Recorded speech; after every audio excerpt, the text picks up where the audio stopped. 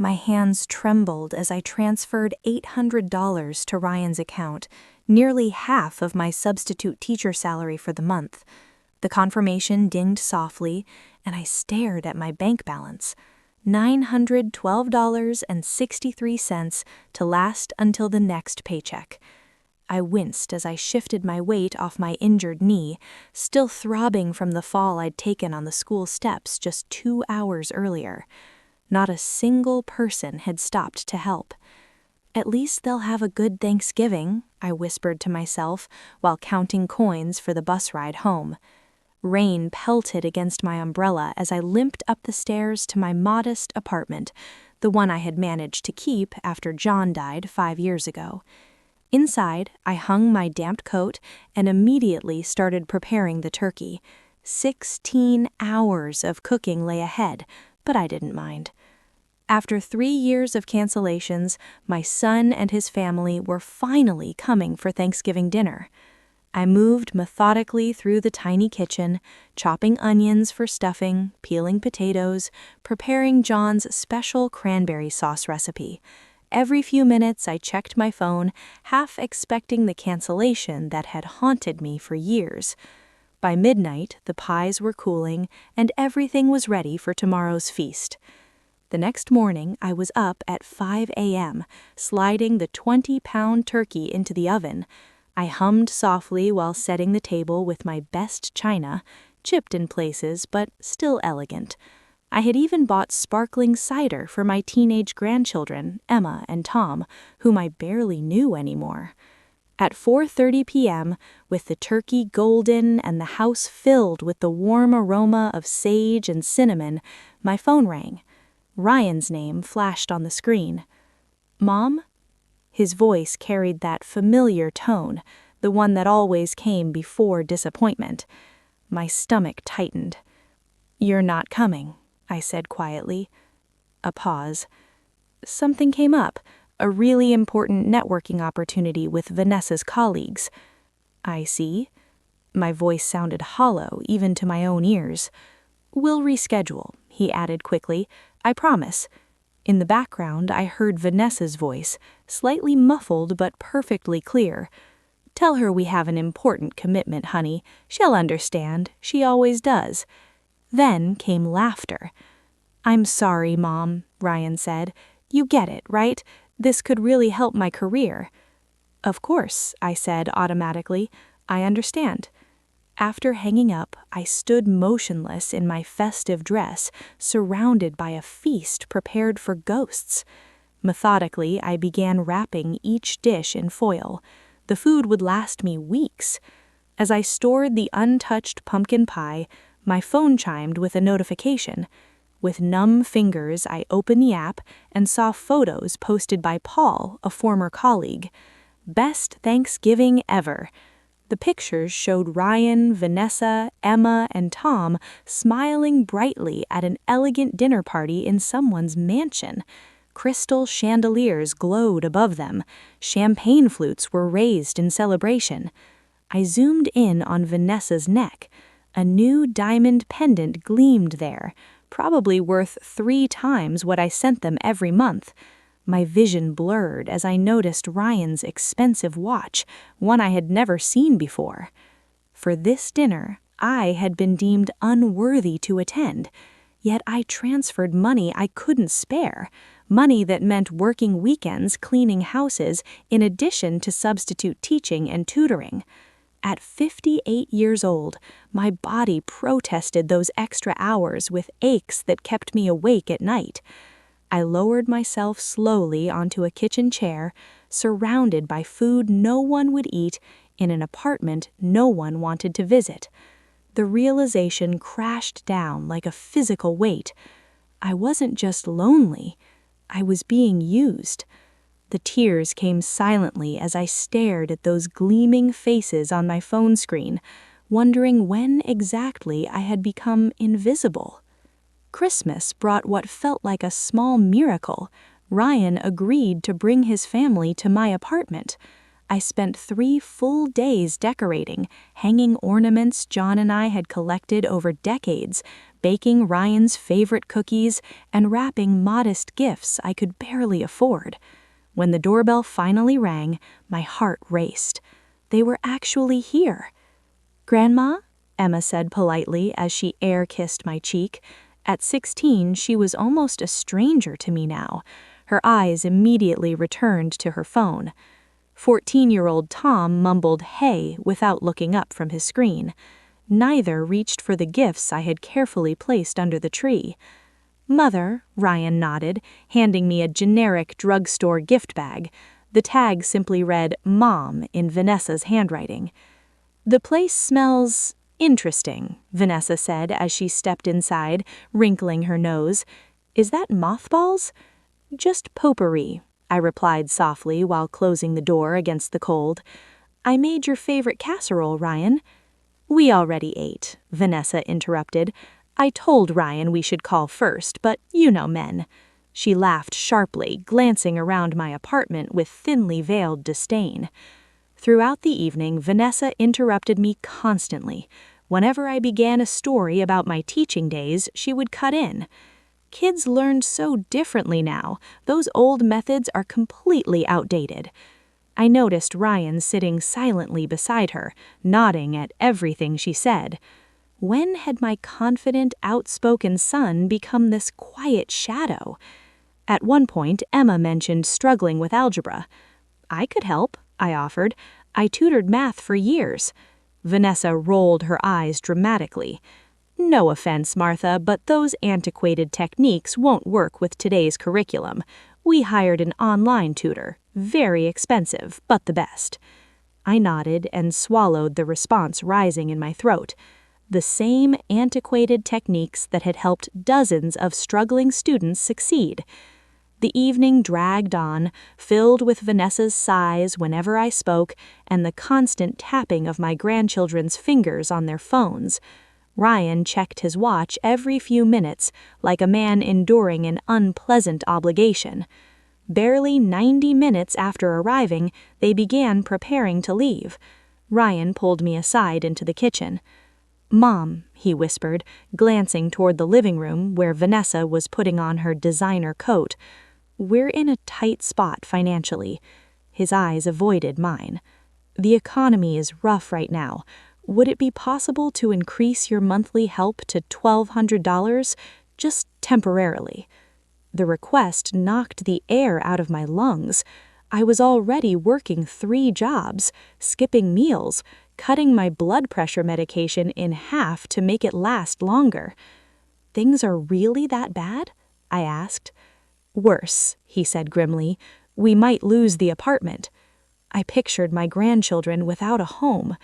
Despite everything that evening, the coldness, the dismissive tone, and the growing sense that something wasn't right, I nodded. "I'll make it work." Relief flooded Ryan's face. He squeezed my shoulder, the closest thing to affection I had received all night. "You're the best, Mom. We'll pay you back someday." As their expensive SUV disappeared down the straight, I stood in my doorway watching the taillights fade. To send them $1,200 every month, I would need to add weekend house cleaning jobs to my already exhausting schedule. At 58 years old, my knees screamed with every step. I lowered myself slowly onto a kitchen chair, surrounded by food no one would eat, in an apartment no one wanted to visit. The realization crashed down like a physical weight. I wasn't just lonely, I was being used. The tears came silently as I stared at those gleaming faces on my phone screen, wondering when exactly I had become invisible. Christmas brought what felt like a small miracle. Ryan agreed to bring his family to my apartment. I spent 3 full days decorating, hanging ornaments John and I had collected over decades, baking Ryan's favorite cookies, and wrapping modest gifts I could barely afford. When the doorbell finally rang, my heart raced. They were actually here. "Grandma?" Emma said politely as she air-kissed my cheek. At 16, she was almost a stranger to me now. Her eyes immediately returned to her phone. 14-year-old Tom mumbled "hey" without looking up from his screen. Neither reached for the gifts I had carefully placed under the tree. "Mother," Ryan nodded, handing me a generic drugstore gift bag. The tag simply read "Mom" in Vanessa's handwriting. "The place smells interesting," Vanessa said as she stepped inside, wrinkling her nose. "Is that mothballs?" "Just potpourri," I replied softly while closing the door against the cold. "I made your favorite casserole, Ryan." "We already ate," Vanessa interrupted. "I told Ryan we should call first, but you know men." She laughed sharply, glancing around my apartment with thinly veiled disdain. Throughout the evening, Vanessa interrupted me constantly. Whenever I began a story about my teaching days, she would cut in. "Kids learn so differently now. Those old methods are completely outdated." 3 weeks after I stopped sending money, Ryan appeared at my door again. This time, his carefully crafted mask of concern had vanished entirely. He didn't bother pretending to be worried anymore. The moment I opened the door, he pushed past me into the apartment without waiting for an invitation.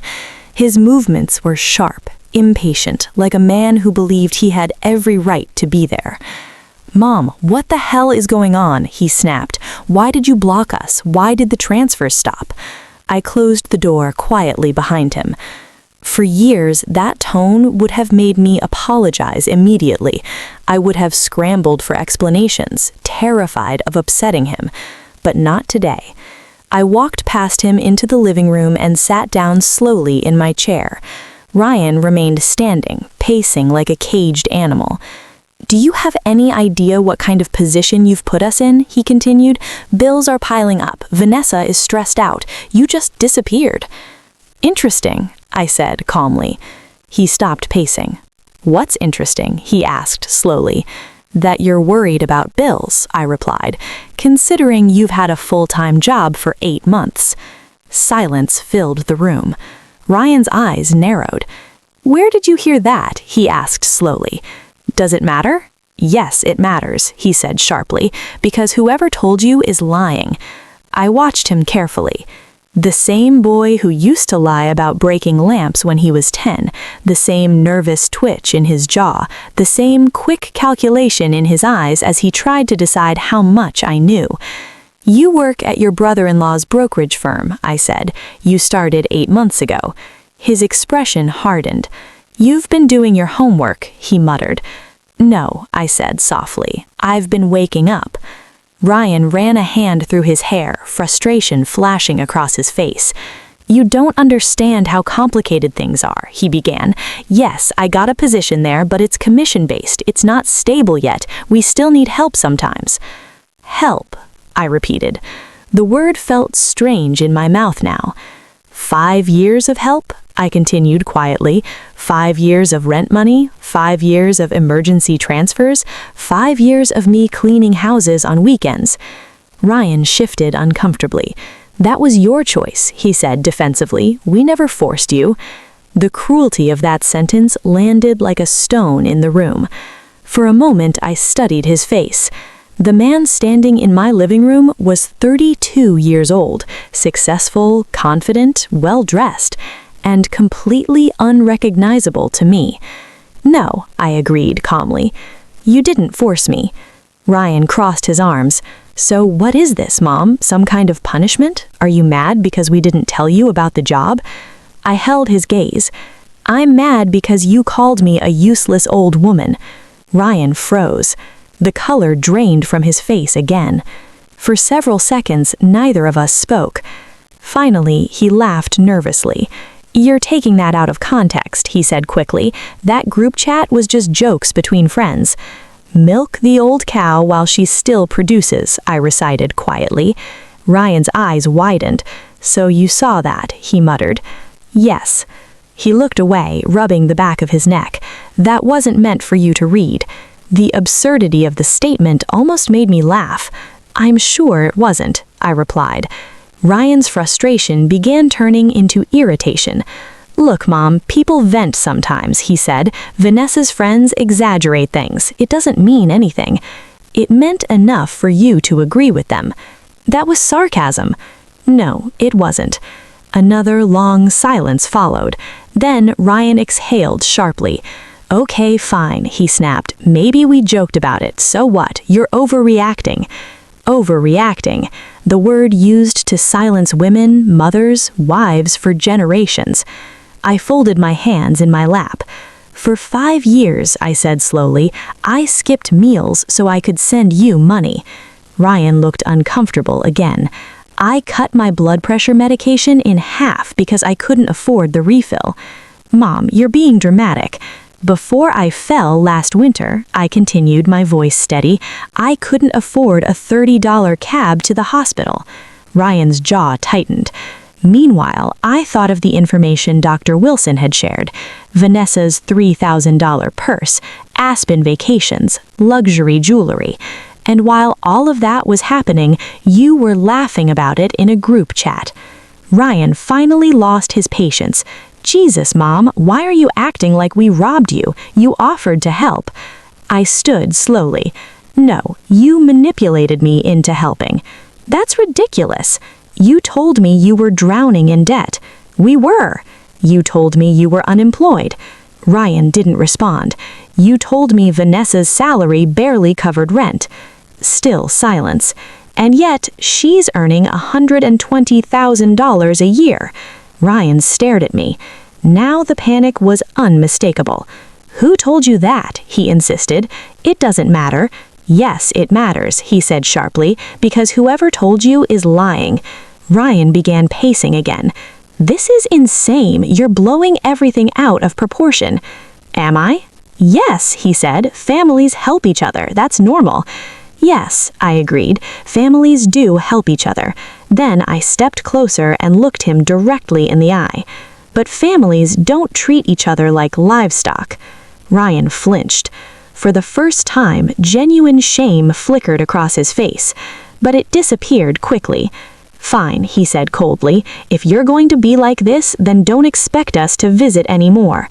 The threat hung in the air. Once upon a time, that sentence would have shattered me. Losing Ryan's presence in my life was my greatest fear. But now, something strange happened. Instead of fear, I felt relief. I wasn't expecting you to, I replied quietly. Ryan blinked. Clearly, that wasn't the reaction he'd planned for. What's that supposed to mean? It means, I said, that I'm done being your emergency fund. His expression hardened again. You're making a huge mistake. Maybe. You're going to regret pushing your own son away. I tilted my head slightly. No, I said calmly. You pushed me away 5 years ago. Ryan grabbed his jacket angrily. This is unbelievable, he muttered. Vanessa was right about you. I raised an eyebrow. And what did Vanessa say about me? That you'll eventually pull some emotional stunt like this. For a moment, I simply looked at him. Then I smiled. Tell Vanessa something for me. Ryan paused at the door. What? The purse she bought last week? His eyes narrowed. Yes. I hope she enjoys it. Ryan stared at me, realization dawning slowly. You've been spying on us? No, I replied calmly. I've just been paying attention. He shook his head in disbelief. This conversation isn't over. Oh, I answered softly. It is. Ryan opened the door, clearly expecting me to stop him, to apologize, to beg him to stay. I didn't. He left without another word. The door slammed behind him. For several seconds, the apartment remained completely silent.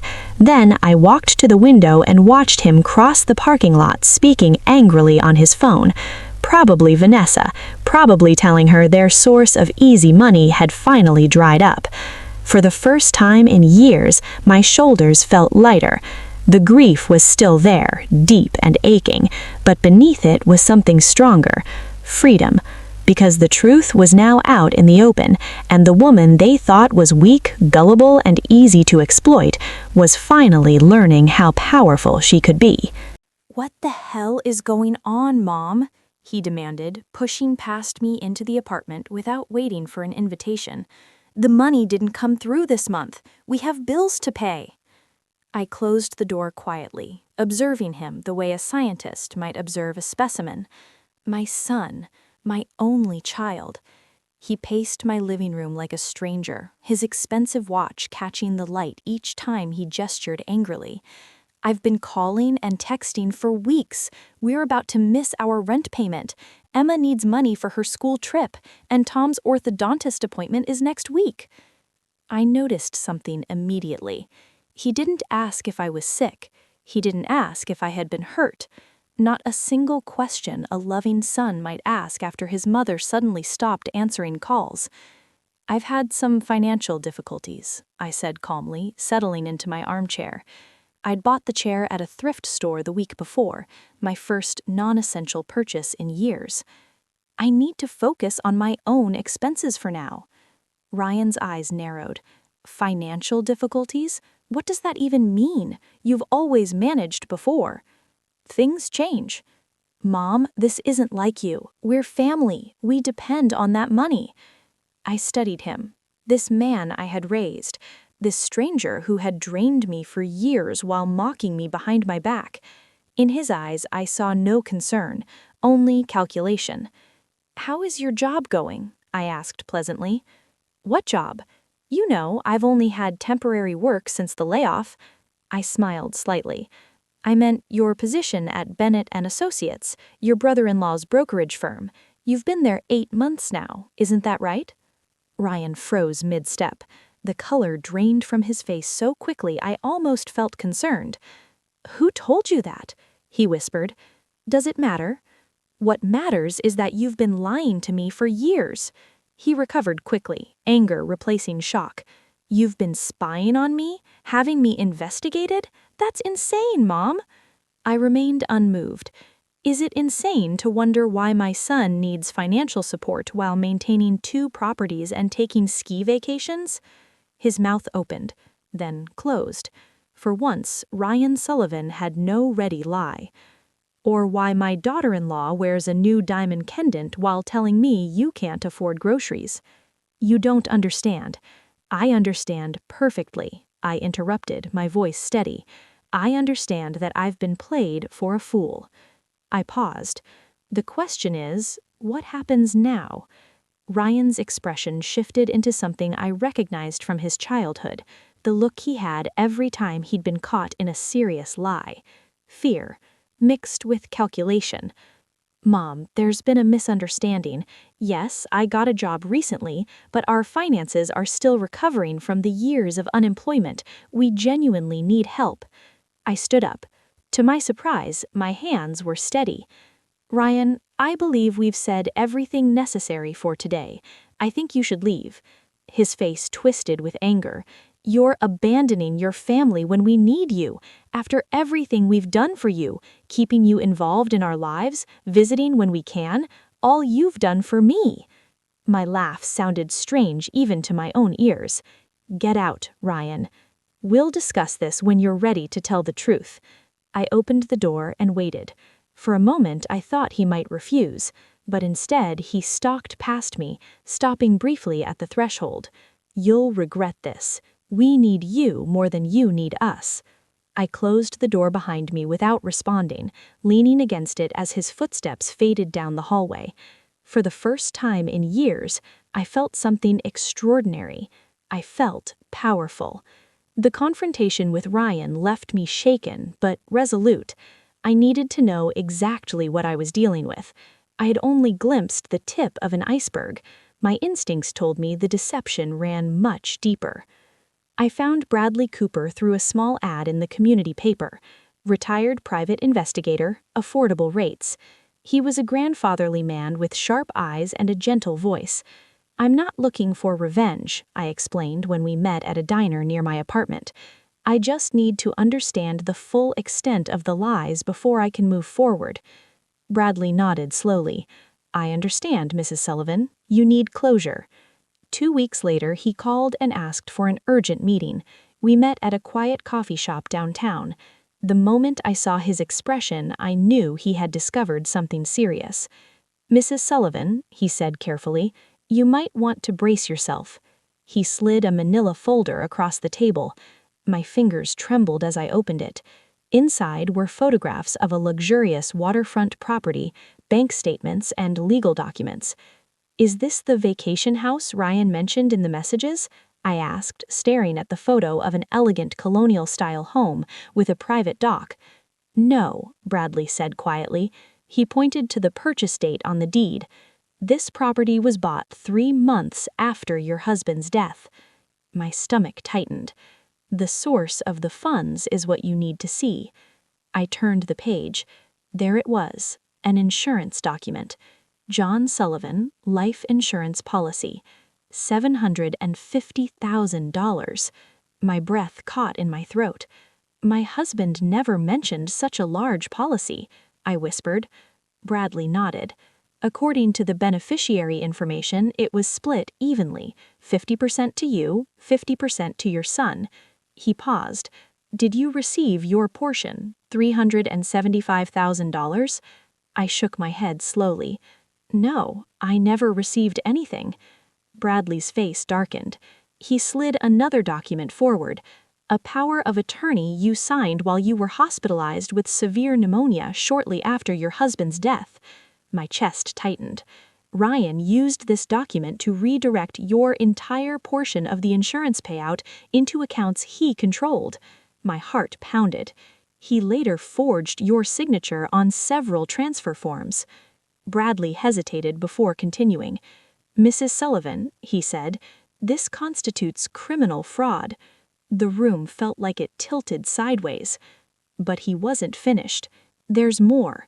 He flipped another page. "The apartment they claim to rent." He looked at me. "They own it outright. Purchased with some of your insurance money. There was never any rent to pay." Each revelation landed like a physical blow. "Vanessa didn't just get promotions at work," he continued. "She inherited a substantial amount from her grandmother 2 years ago. Ryan manages several successful investments. Their financial struggles are a fabrication." He leaned back in his chair. "They've been extracting money from you while living comfortably." My hands trembled. Then he delivered the final blow. "And Mrs. Sullivan," he said, "there's evidence they're planning to sell your apartment." My head snapped up. The property was transferred into Ryan's name through documents manipulated by his friend Joseph Miller, an attorney who handled your husband's estate. The coffee shop faded around me. For 5 years I had lived in self-imposed poverty, working multiple jobs, skipping meals, rationing medication, while my son lived in luxury using money that legally belonged to me. "Mrs. Sullivan, are you all right?"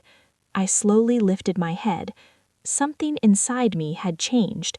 Something fundamental. "I'm better than I've been in years, Mr. Cooper," I said quietly. "For the first time, I'm seeing clearly."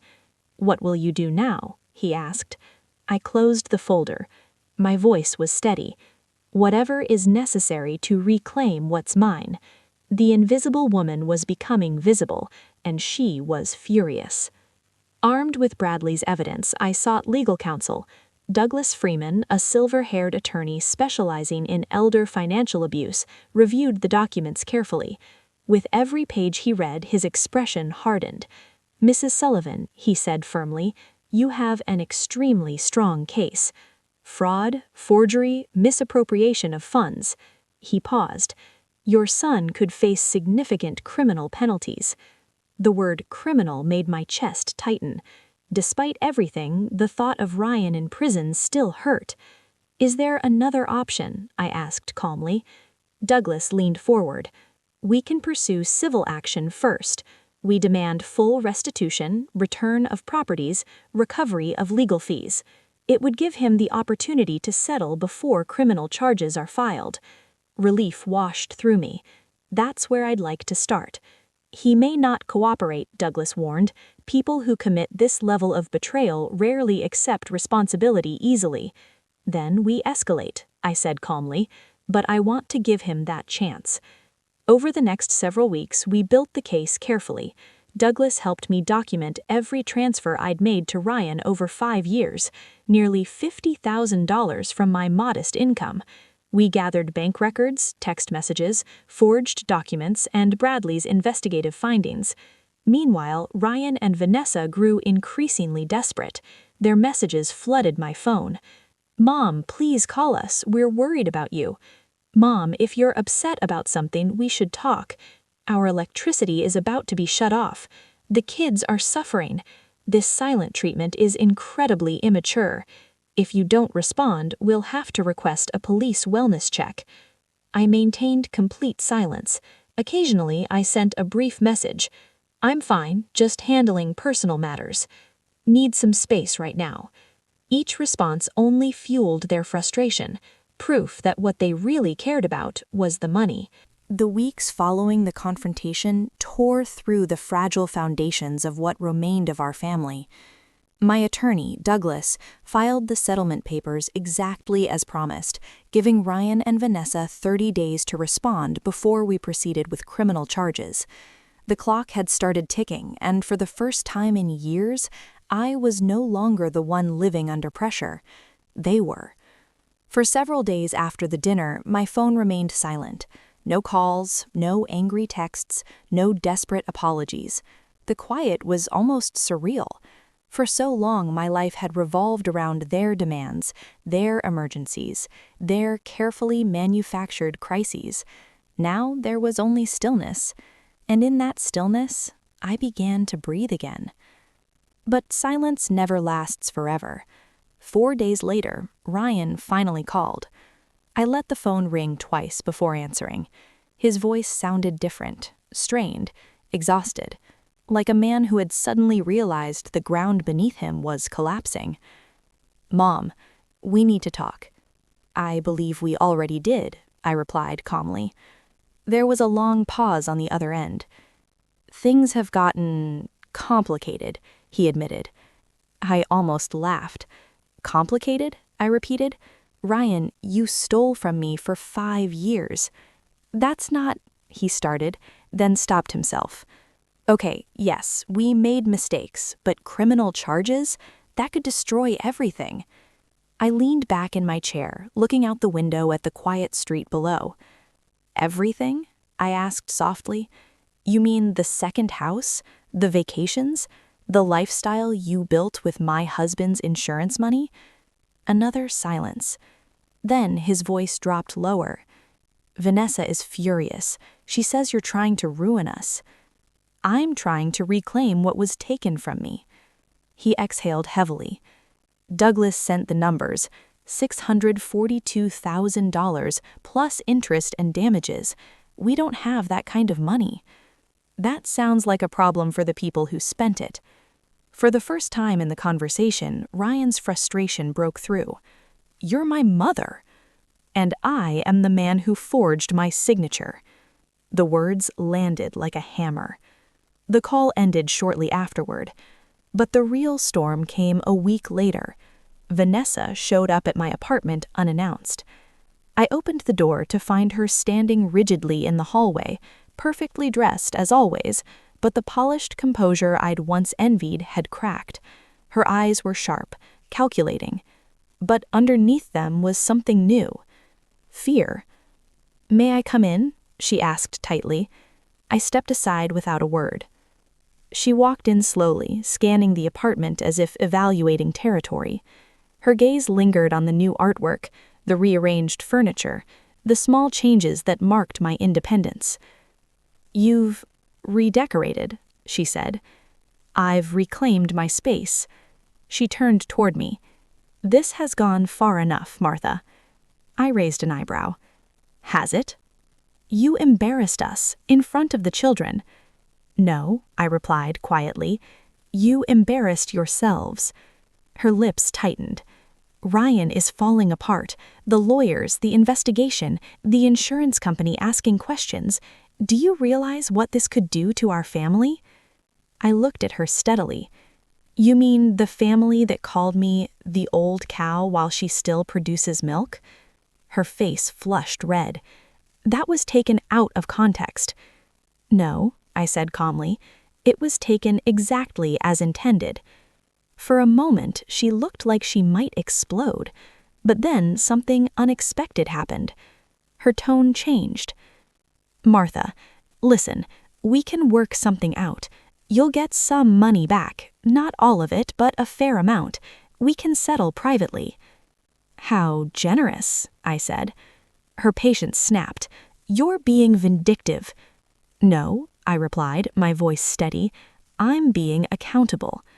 She stared at me for several seconds, clearly trying to find the version of me she used to manipulate, the exhausted woman who apologized for existing. But that woman was gone. Finally, she stood up abruptly. "You're destroying your own son." "No," I said softly. "He did that himself." She left without another word, the door slamming hard enough to rattle the walls. But the most surprising development came 2 days later. Emma called. "Grandma, can I see you?" Her voice was small, uncertain. "Of course," I said immediately. When she arrived that afternoon, she looked older than her 17 years. The confident teenager from the dinner table had been replaced by someone grappling with a reality she'd never imagined. "Tom talked to Dad," she said quietly. "And?" "He says you're trying to tear the family apart." I waited. Emma looked up at me, tears already forming. But he wouldn't answer my questions. She pulled out her phone and placed it on the table. "I read the messages you showed us, all of them." Her voice trembled. "Is it true that you worked 3 jobs for us?" "Yes," I answered gently. "And the house? The insurance money? All of it?" "Yes." Emma covered her face with her hands. "I feel like my whole life was a lie." I moved closer and placed a hand on her shoulder. "Not your life," I said softly, "just the story you were told." She looked up at me. "Are you really going to send Dad to prison?" The question hung between us like a fragile thread. "I hope it doesn't come to that," I said honestly. "That choice is his."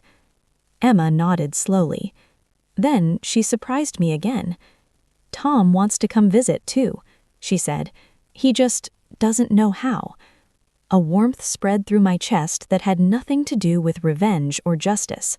For the first time in years, the wall between me and my grandchildren was beginning to crumble, and this time it wasn't built on lies.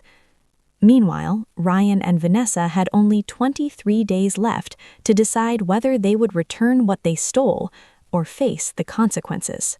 Their marriage began to fracture under the crushing pressure of exposed lies. The carefully constructed life Ryan and Vanessa had built together began to splinter in ways neither of them could control anymore.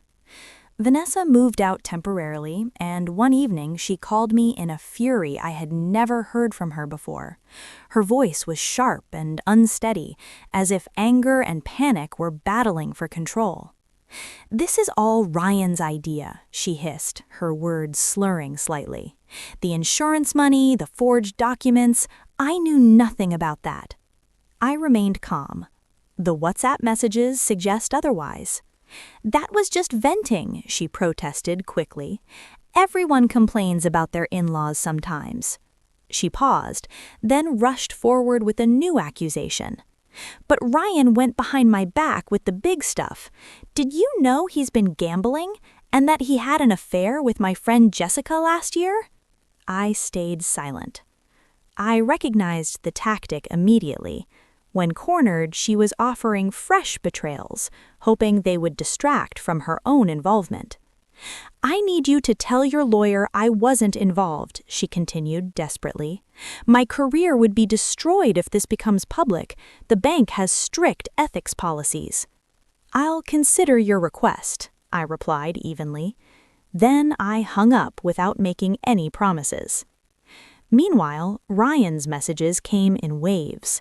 Some were pleading, "Mom, please, we can work this out as a family."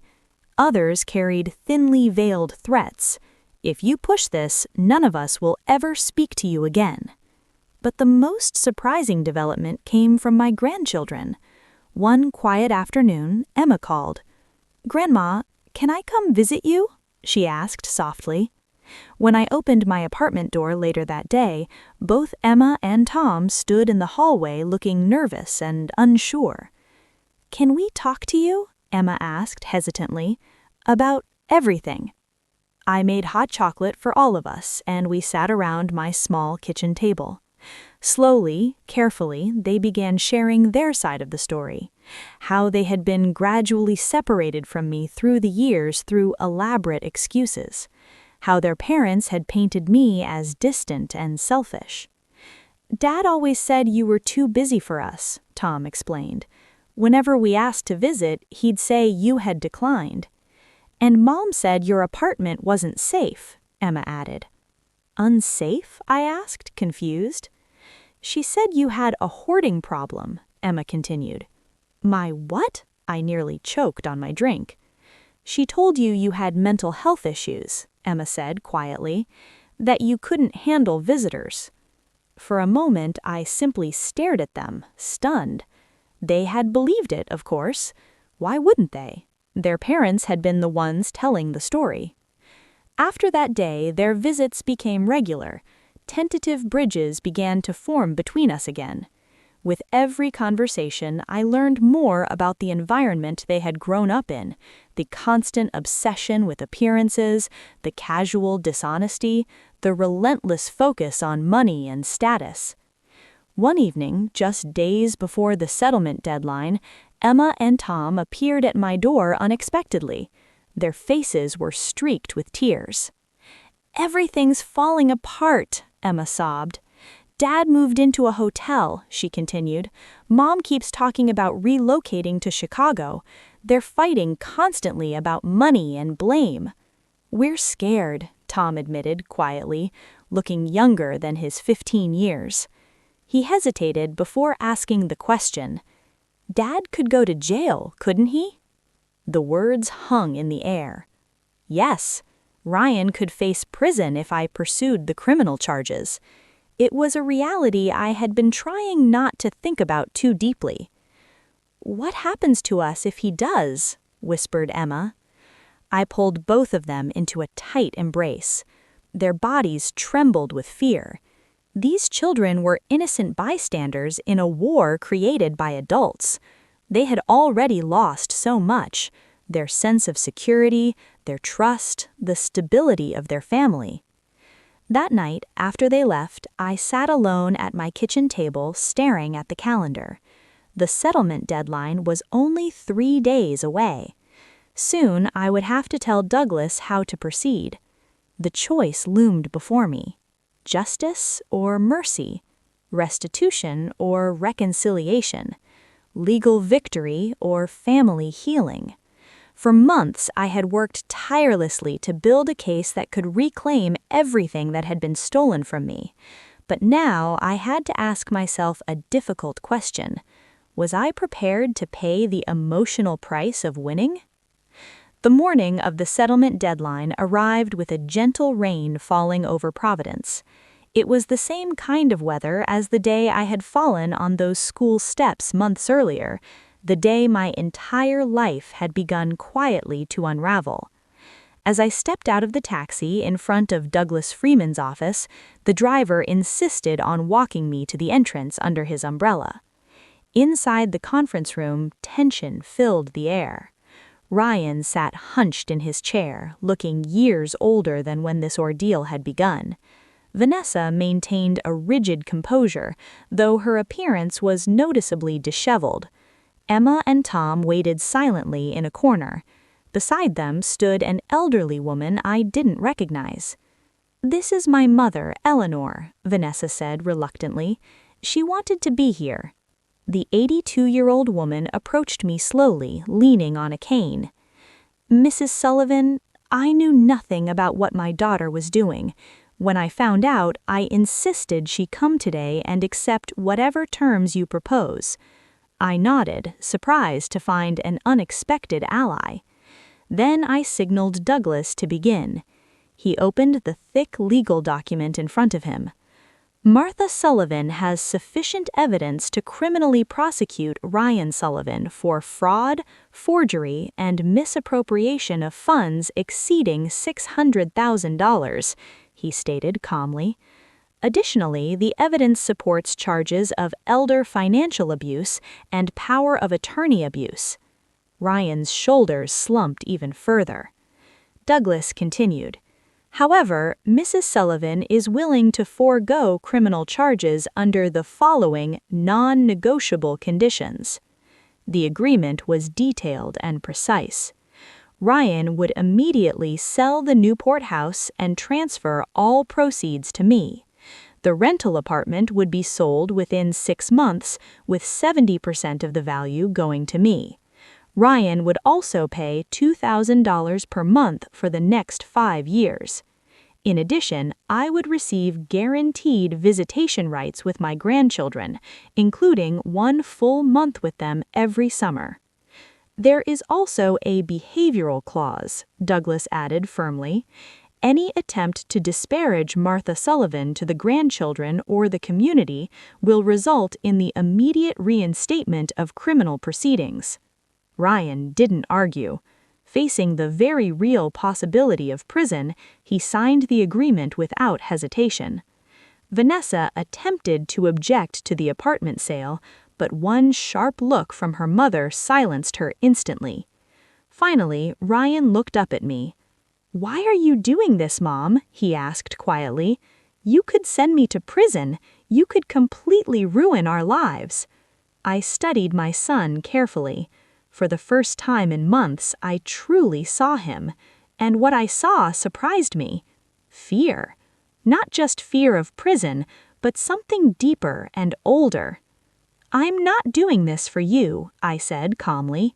"I'm doing this for my grandchildren and for myself." I paused before continuing. Spending years in courtrooms reliving every betrayal would keep me trapped in the past. I would rather move forward, but on my terms.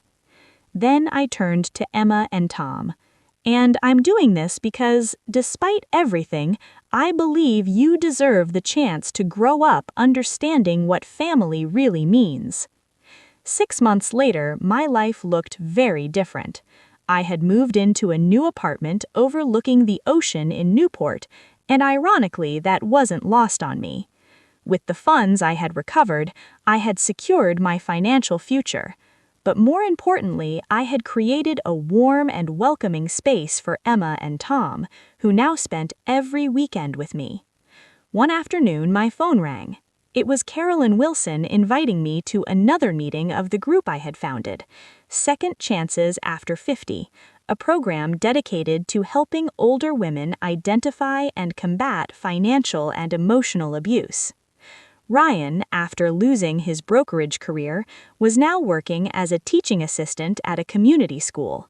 He had begun therapy and was slowly trying to rebuild a relationship with me, a painful but necessary process for both of us. Vanessa disappeared after their divorce, moving to another state, but her mother, Eleanor, had surprisingly become a close friend and ally. One bright, sunny afternoon, I sat on my balcony helping Emma with her math homework. The ocean stretched endlessly in front of us. "Grandma," asked Emma suddenly, "do you regret not sending Dad to prison?" I thought carefully before answering. "Justice and revenge are not the same thing, sweetheart," I said gently.